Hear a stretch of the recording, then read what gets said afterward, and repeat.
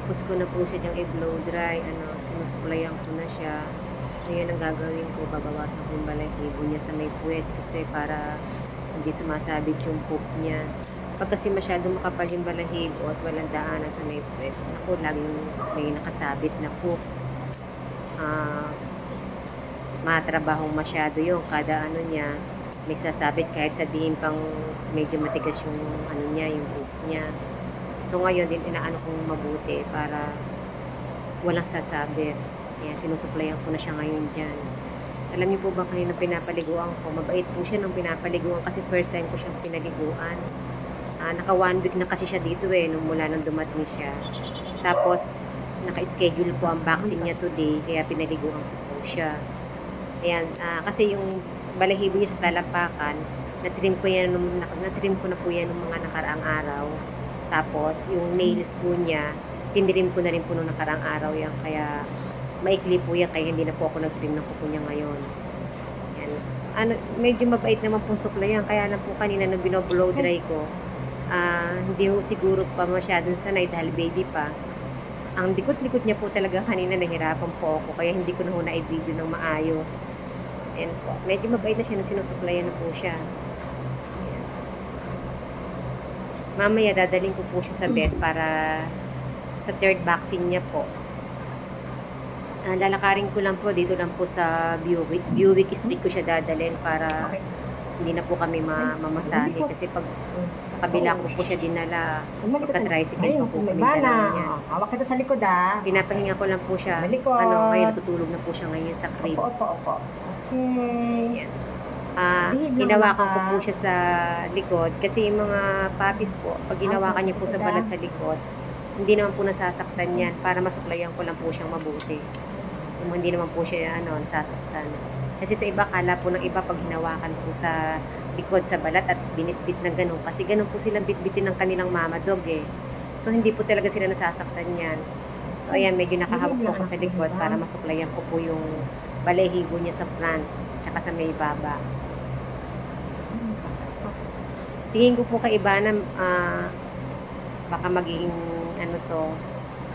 sa ngayon mukhang dull face pa siya, pero pwedeng maging pax type po siya, pero okay lang po, maganda naman po kasi siya Hindi pa ako sure, malalaman po natin ito pagpupong ng mga 6 na buwan kung magpapax po siya o talagang dull po siya. Sa ngayon kasi mukhang dull face po siya So I don't care, maganda naman po siya kasi hindi naman po ganun kahaba ang nguso niya, medyo maikli po ang nguso niya. Maganda po si Ivana, makapal po ang balahibo niya, tsaka medyo malalaki po ang kanyang mga buto sa paa. Kaya salamat po dun sa nakuwanan ko sa kanya na taga-Cordillera po. Ayan, patapos na po dyan. Mamaya-maya, ititrim ko po yung balahibo niya sa may tenga, sa may tip, sa may pating tip po niya.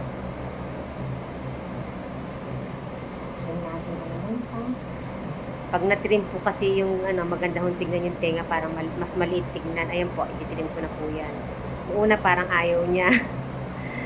Talaga pong medyo mahirap po talaga, lalo na pag yung sa Pomeranian po, yung gupitan na po ng kuko, yung pinakamahirap, yung 3 female ko po dito na white, napakahirap po talaga nilang gupitan ng kuko.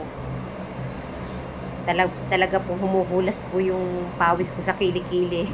Hagang singit po siguro kahit naka-aircon. Pag yung gupitan ng kuko, lahat po ng style na paggupit ng kuko, ginawa ko na po dun sa mga ibang pom ko dito, nahihirapan po ako. Pero hindi ko po pinababayaan na na humaba po ang kuko nila kasi lalo na pag nasa simento po sila, masakit po yan sa kanila pag mahaba po ang kuko nila. Kaya mini-maintain ko po talaga na yung kuko nila sakto lang, hindi mahaba, hindi maikli.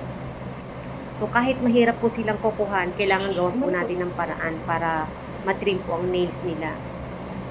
So mga mahirap gupitan, kahit twice a month na gupitan ng kuko, okay na yun. Basta naka-curve na yun, hindi naman sila masusugatan Ayan, tinitingnan ko kung pantay yung kasi may balahibo pa na excess dun sa tip nung kanyang tenga.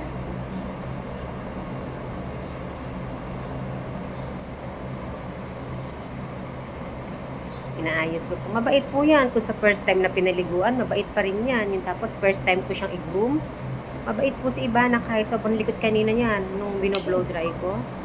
Sobrang bait pa din po niyan. Kumbaga sa ano, pag nasanay na po sa akin yan, mukhang hindi ako mahihirapan dito sa foam na to. Kasi nung ginupitan ko po siya ng kuko nung nakaraan, hindi po ako nahirapan sa kanya. Mukhang iba to sa mga ano ko, Pomeranian ko na nandito na mahirap kupitan ng kuko. Ayan, tapos na po. O, di po ba? Ang ganda po niya. Ang bango-bango na po niya. Mabango naman po yan nung dinala po dito nung pinadala po dito last week. Wala po akong masasabi. Malinis po siya. Although mahaba lang nga yung nails niya, kaya tinirim ko po nung mga naka 3 days na dito.